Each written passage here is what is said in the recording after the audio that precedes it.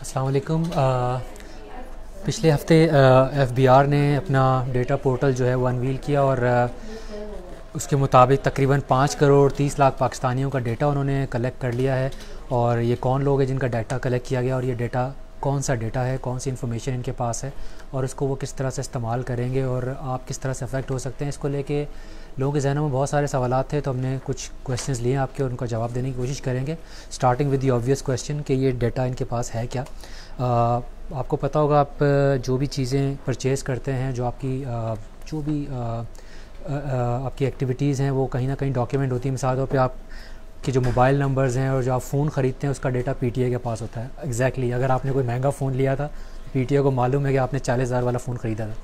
इसी तरह आप जब ट्रैवल करते हैं तो इमिग्रेशन से आपको गुजरना पड़ता है और उनके पास आपका रिकॉर्ड आ जाता है। ज़ाहिर है उनको पता होगा अगर आपने छुट्टियां लंदन में गुजारी थी तो उनको ये भी पता है कि आप वहाँ गए थे और कितने दिन के लिए गए थे, क्योंकि आपकी एंट्री एग्ज़िट की जो डेट्स का गैप होता है उससे उनको अंदाज़ा हो जाता है। दे कैन कैलकुलेट कि कितने पैसे आपने खर्च किए होंगे। इसी तरह बैंक्स के पास आपका डेटा होता है कि आपके अकाउंट में कितने पैसे पड़े हुए हैं। ये मत सोचिएगा उनको पता नहीं है, उनको सब पता है। और मोर इम्पॉर्टेंटली एफबीआर के पास भी आपका डेटा मौजूद है, जिसमें आपकी स्पेशली आपके एसेट्स, जिसमें आपकी जो आप कार्स वगैरह ख़रीदते हैं, अगर आपने होंडा सिविक निकलवाई है पिछले साल तो उनके पास ये डेटा मौजूद है। और अगर आपने जो लग्जरी कार जिनको ये कहते हैं 18 से C+ ग्रांडे वगैरह, ये सारा डेटा उनके पास मौजूद है। प्लस आपकी प्रॉपर्टी, कहाँ आपने घर लिया हुआ है, कितने आपके नाम पर, ये सब चीज़ें मौजूद हैं। तो ये डेटा इनके पास इन्होंने जमा किया है। डेटा इंटीग्रेशन से मुराद इनकी ये है कि पहले ये डेटा अलग अलग डिपार्टमेंट्स के साथ होता था, इन्होंने सारा मिलाकर एक जगह डाल दिया है। ये 2 पोर्टल्स इन्होंने क्रिएट किए हैं बेसिकली, और all your data is in one page, जिसमें एक एफबीआर की वेबसाइट पे मौजूद है और एक जो है वो नादरा की वेबसाइट मौजूद है। उन्होंने सब डेटा को जो है आपके शनाख्ती कार्ड से लिंक कर दिया है। इसका सिंपल मतलब ये है कि आपका जो लाइफ स्टाइल है, यानी आप छुट्टियां बाहर कहाँ गुजारते हैं, कितनी दफ़ा मुल्क से बाहर जाते हैं, कितना महंगा फ़ोन ख़रीदते हैं, कितनी महंगी गाड़ी ख़रीदते हैं, ये सारी डिटेल्स एफबीआर के पास मौजूद हैं। और साथ ही में आपने कितना टैक्स भरा उनको ये भी पता है। तो अगर आपकी जो लाइफ स्टाइल यानी स्पेंडिंग है उसके अंदर और आपकी जो टैक्स पेमेंट्स हैं उनके अंदर बहुत बड़ा गैप आएगा, तो बेसिकली इस डेटा के ज़रिए वो आराम से इसको आइडेंटिफाई कर सकते हैं। अच्छा जी, अगले सवाल पे चलते हैं कि किसका डेटा है उनके पास। जैसा मैंने बताया तकरीबन 5 करोड़ 30 लाख पाकिस्तानियों का है और हमारे यहाँ टोटल जो टैक्स फाइलर हैं जो ऑलरेडी टैक्स नेट के अंदर मौजूद हैं वो सिर्फ 20 लाख के करीब हैं। तो ये 5 करोड़ 30 लाख लोग, इसका मतलब अच्छे खासे पाकिस्तानियों का डेटा उनके पास है, जो कि नॉन फाइलर्स भी इसमें शामिल हैं। और ये ओवरसीज़ पाकिस्तानीज़ भी हैं, लोकल पाकिस्तानीज़ भी हैं। तो इन सब का डेटा इनके पास मौजूद है। अच्छा जी, ओके, क्या आपका डेटा उन 5 करोड़ में है या नहीं, इसके जानने के लिए आपके पास जैसे मैंने बताया इन्होंने 2 पोर्टल्स बनाए हैं, तो आप उस पर जाके चेक कर सकते हैं। उसका बड़ा आसान सा 3 स्टेप्स का इन्होंने प्रोसेस दिया है। जो नादरा की वेबसाइट पे जो पोर्टल दिया हुआ है, आप सीधा सीधा जाके उस पर रजिस्टर करें और सेकंड स्टेप में आप जाके 500 रुपये की फ़ीस पे करें और थर्ड स्टेप में वो आपको ऑप्शन देगा आप अपनी जो भी इन्फॉर्मेशन उनके पास मौजूद है वो व्यू करना चाहें। मैं ये पर्सनली कर चुका हूँ और उन्होंने मुझे मेरी सारी हिस्ट्री बता दी कि कितने मेरे पास पासपोर्ट्स हैं, मेरे भाई का बेटा कहाँ पैदा हुआ था, ये सारी पर्सनल इन्फॉर्मेशन, यहाँ तक कि मेरा NTN नंबर, शनाख्ती कार्ड नंबर, ये सारी चीज़ें उनके पास हैं। बट वो सारा डेटा शो नहीं करेंगे, हो सकता है कुछ एसेट्स आपके वो ना भी दिखाएं और उसका उन्होंने एक्सप्लेनेशन दिया हुआ है ये पार्शियल डेटा है। अगर कोई चीज़ नज़र नहीं आ रही और आप ओन करते हैं तो आप ये मत समझिएगा कि एफबीआर को नहीं पता, उनको पता है, वो जान के नहीं दिखा रहे। और मैंने ख़ुद भी एक्सपीरियंस किया है कि जैसे मेरी पर्सनल जो कार थी वो नहीं आ रही थी, लेकिन ज़ाहिर है उनके डेटाबेस में वो मौजूद है क्योंकि रजिस्टर्ड गाड़ी है। तो अगर आप 500 रुपये नहीं पे करना चाहते तो आपके लिए ये ऑप्शन है, आप किसी भी नादरा रजिस्ट्रेशन ऑफिस में जाएं अपना ओरिजिनल शनाख्ती कार्ड लेकर और उनको दें आप और उनसे कहें आपको ये इन्फॉर्मेशन चाहिए, वो आपको दे देंगे। दूसरा ऑप्शन इसी में ये है आपके पास कि एफबीआर की वेबसाइट पे वो भी फ्री है, वो भी 2 स्टेप का प्रोसीजर है जिसमें पेमेंट वाला ऑप्शन नहीं है। आप पहले उसमें रजिस्टर करें और दूसरे स्टेप में वो आपको ऑप्शन देगा, आप अपने एसेट्स देख लें। और अगर आप फाइलर हैं तो जो भी आपने पास में डिक्लेरेशन की हुई है अपने घर की, गाड़ी की, यहाँ तक कि जो गोल्ड आपके घर में रखा हुआ है आपकी वाइफ का, वो सारी डिटेल्स आ जाएंगी। और अगर आप फाइलर नहीं हैं तो जो भी आपकी जो उन्होंने कहीं और से इन्फॉर्मेशन निकलवाई, जैसे गाड़ियाँ तो एटलीस्ट आपकी रजिस्टर्ड हैं, अगर आप नॉन फाइलर भी हैं वो डिटेल्स उनके पास होगी, वो आपको शो कर देंगे। ये बिल्कुल फ्री है। और इन दोनों प्रोसेसेस में चाहे आप नादरा की वेबसाइट से विज़िट करें पोर्टल को या आप एफबीआर की वेबसाइट से, उसमें जो रजिस्ट्रेशन प्रोसेस है उसमें आपको एक वो आपका NIC नंबर मांगते हैं, फिर एक पास कोड भेजते हैं ज़ाहिर है सिक्योर बनाने के लिए।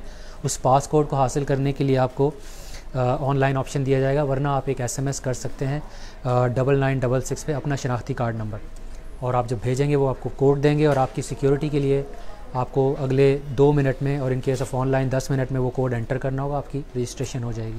और अगर आप फाइलर हैं तो जो FBR वाला पोर्टल है, आप अपना जब आपने टैक्स रिटर्न फाइल करते हुए जो पासवर्ड बनाया था वो यूज़ कर सकते हैं। ठीक है जी, चौथे सवाल की तरफ आते हैं। अच्छा, एक हमारे साहब ने पूछा है ओवरसीज़ पाकिस्तानी जो नॉन फाइलर्स उनको ये कैसे अफेक्ट करेगा। ये ज़बरदस्त सवाल है, आपको साफ़ ही होना चाहिए था, क्योंकि मैं भी यही सवाल सोच रहा था। और ये बिल्कुल लेटेस्ट डेवलपमेंट है, इसलिए इसमें अभी डिटेल्स आ रही हैं, हम भी इन्वेस्टिगेट कर रहे हैं कि मज़ीद इसके जो चीज़ें सामने आए, इसमें हमारी जो नीचे लेवल के ऑफिसर से बात हुई उनको भी अभी सारी डिटेल्स नहीं पता, और जैसी आती हम आपसे शेयर करेंगे ज़रूर। कि ये बहुत ज़बरदस्त सवाल है, इसके बारे में आपको मैं ये ज़रूर बता सकता हूँ कि जो ओवरसीज़ पाकिस्तानीज़ हैं उनकी इनकम पाकिस्तान में टैक्सेबल नहीं होती, तो इस तरफ से आप शायद अफेक्ट नहीं होंगे। बट अगर आपकी पाकिस्तान में कोई प्रॉपर्टी है आपके नाम पर, अगर आपने परचेज़ की है तो ज़ाहिर है जो उसकी ट्रांसफ़र फ़ी वगैरह आपको देनी है वो देनी होती है, लेकिन अगर आप उसको सेल करने जाते हैं तो आपके ऊपर जो टैक्सेस वगैरह जो कैपिटल गेन टैक्स प्रॉपर्टी पे लगता है वो देना होगा। लेकिन मेरा नहीं ख्याल कि कोई डायरेक्ट इम्पैक्ट आएगा, बट जैसे मैंने कहा अभी और डिटेल्स आएंगी तो हमें बहुत क्लियर हो जाएगा कि ओवरसीज़ पाकिस्तानी को कितना अफेक्ट करती है। लेकिन आपकी इनकम टैक्सेबल नहीं होती तो इतना परेशान होने वाली बात नहीं है ये। अगले सवाल में चलते हैं कि ये हुकूमत ने किया क्यों है, ये इनको क्या पड़ी थी 5 करोड़ लोगों का डेटा जमा करने की। इसका मेन मकसद है इकॉनमी को डॉक्यूमेंट करना। हमारे यहाँ सबको पता है टैक्स की बड़ी चोरी है, और ये सिर्फ तकरीबन 20 लाख लोग टैक्स जमा कराते हैं, और अपनी जो हमारी आबादी है वो 200 करोड़ की है। 20 करोड़ की है, 20 करोड़ की आबादी है, और सिर्फ 20 लाख लोग जो है वो टैक्स जमा कराते हैं। तो इसको बढ़ाना है उन्होंने। और अगर हम देखें जो हमारा GDP है, उस जो टैक्स कलेक्शन है, अगर परसेंटेज ऑफ GDP के हिसाब से देखें सिर्फ 11% है, जो बहुत कम है। और पाकिस्तान जैसे मुल्क के लिए 15% होनी चाहिए। ये टारगेट अचीव करना चाह रहे हैं ये लोग, और यही है इनको IMF ने भी टारगेट दिया है। और इसके पीछे जो सारा होल एक्सरसाइज का जो मकसद है वो डॉक्यूमेंट करना है। इसकी मैं मिसाल देता हूँ। हमें पता है एक बहुत बड़ी ट्रेडिंग कम्युनिटी है जो टैक्सेस नहीं देती।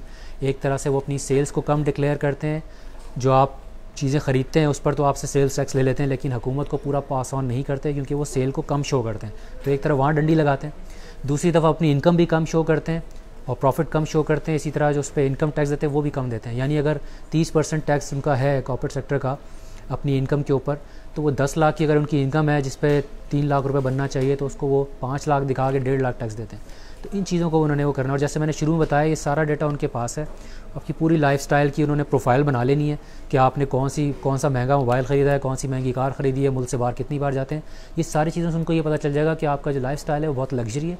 लेकिन जब आप देखेंगे आपने सिर्फ 20,000 का टैक्स भरा है, तो उनको नज़र आ जाएगा कि ये यहाँ पर गड़बड़ है। तो ऐसे लोगों को वो टारगेट करेंगे। इसमें दो चीज़ों में मैं इनको डिवाइड कर दूँ कि इन्होंने बार बार ये यूज़ किया कि जिनका 5 लाख से ज़्यादा जिनके अकाउंट में पैसा पड़ा हुआ है। तो नज़र ये आ रहा है इनके स्टेटमेंट से लगता है कि जो लोग जिनके बैंक अकाउंट में एटलीस्ट 5 लाख रुपए हैं उनको ये टारगेट करेंगे, और फिर उससे ऊपर ज़ाहिर जाएंगे। जो इनके पास इससे कम है, मे बी शायद अभी फ़िलहाल वो इनकी लिस्ट में नहीं होंगे, लेकिन बहरहाल ये आगे जाके हमें पता चलेगा अगला स्टेप क्या होगा। देखें, अभी तो इन्होंने डेटा जमा कर लिया। मेरी लोगों से बात हुई है, एक्सपर्ट से भी बात हुई है, मार्केट में जो लोग बैठे उनसे बात हुई है। लग ये रहा है कि FBR बताना चाह रहा था कि हमारे पास आपकी इन्फॉर्मेशन मौजूद है और शराफत से आप लोग जो है टैक्स फाइलर बन जाएं। अगर आप नहीं बनेंगे तो अगले स्टेप में ऑब्वियसली जो चेयरमैन FBR है उनके स्टेटमेंट्स हमने सुने, उन्होंने कहा कि ये डेटा फ़िलहाल हम यूज़ नहीं कर रहे, लेकिन आगे टैक्स असेसमेंट के लिए यूज़ किया जा सकता है। और वो यही चेक करेंगे कि आपकी अगर इनकम में और आपके जो टैक्स आपने पे किए हैं और आपके जो एक्सपेंडिचर्स हैं उनमें अगर बहुत बड़ा गैप है, they will send you notice और आपसे कहेंगे आप इसको एक्सप्लेन करें ये पैसा कहाँ से आया। अगला स्टेप ये होगा। और अगले सवाल पे चलते हैं। 2 सवाल और हैं, फिर हम कुछ मज़ीद सवाल आए ड्यूरिंग द डिस्कशन वो भी ले लेंगे।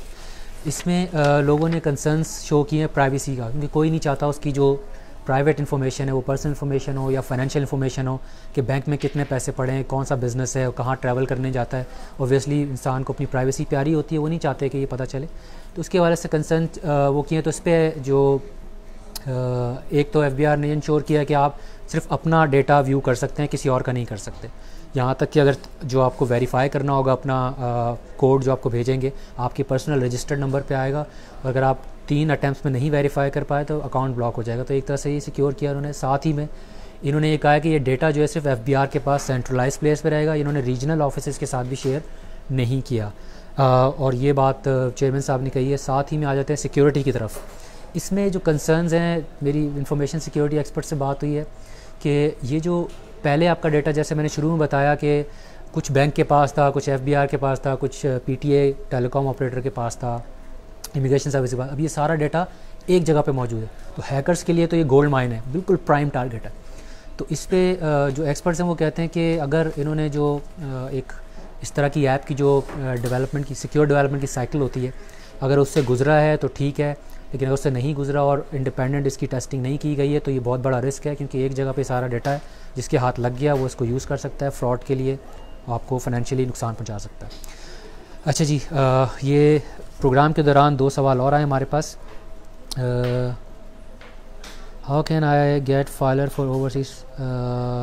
अच्छा, ओवरसीज़ का मैंने आपको अभी थोड़ी देर पहले ही बताया कि आपकी इनकम जो है वो टैक्सेबल नहीं है पाकिस्तान में, तो फ़िलहाल आपको शायद बॉदर करने की ज़रूरत नहीं है।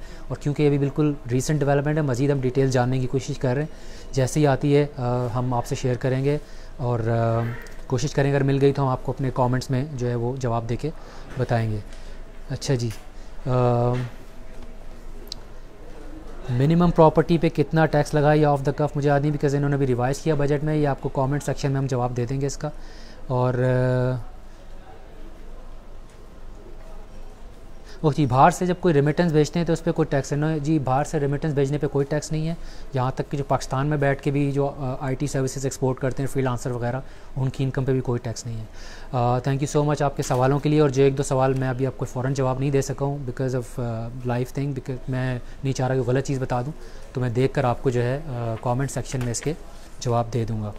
ठीक है, थैंक यू सो मच।